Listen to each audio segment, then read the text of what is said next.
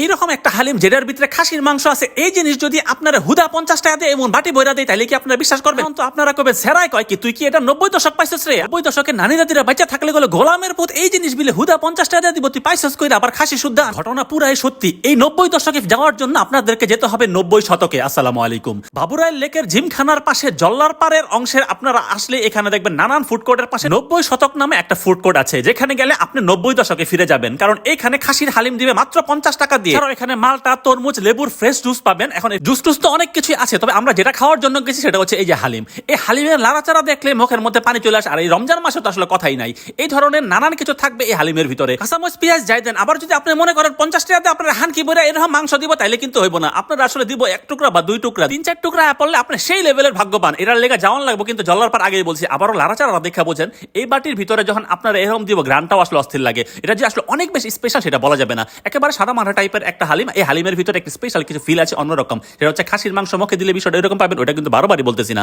বারবার বলতেছি একদম সাধারণ মানের একটা হালিম, যে হালিমটা খাওয়ার পর আপনার মনে হবে 50 টাকাতে খারাপ কিছু না, অনেক ভালো একটা জিনিস। আর আপনি যদি পার্সেল নিতে চান সেটার জন্য কিন্তু আবার বাটি আপনারা দিয়ে দিত না। আপনার লাড়াচাড়া বা যাই করেন, এই যে এরকম আমার মাংস দিছে, আমার দেখা যে 2-3 টুকরা বাড়তি দিছে, এটা কিন্তু না। পাশে এক খালায় বসছিল, খালায় কই ওই আমার মাংস কই, আমি আপনার মাংস না খাসির মাংস দিছে, ছোট করলে আপনার চোখে পড়ে নাই। আবার যদি অনেক বেশি চিন্তা করেন তাহলে কিন্তু হইতো না।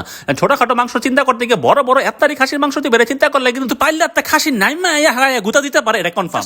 চিন্তা না করে এরকম 40 টাকা একটা লাচ্ছি খান, 60 টাকা দিয়ে একটা মালটার জুস খান। তরমুজের জুসের দামটা আমার মনে নাই। আর আপনি যদি দিন শেষে লেবুর শরবত খান, এটার দাম 40 টাকা। এখন আপনি কোনটা চুমুক দিবেন সেটা আপনার নিজস্ব বিবেচনা। চুমুক দিতে দিতে কথা মনে হইতেছে 90 দশকে আমি 50 পয়সা দিয়ে সুপার বিস্কুট কিনছে পকেট বই। এখন 50 টাকাতে আপনার খাসির হালিম পাইবেন সেই 90 দশকের মতো। এখন কোনটা খাবেন সেটা আপনি চিন্তা করেন। একটা কথা, একটা লাইক, কমেন্টস, ফলো দিলে কি এমন ঠোয়া পড়বো আপনাকে।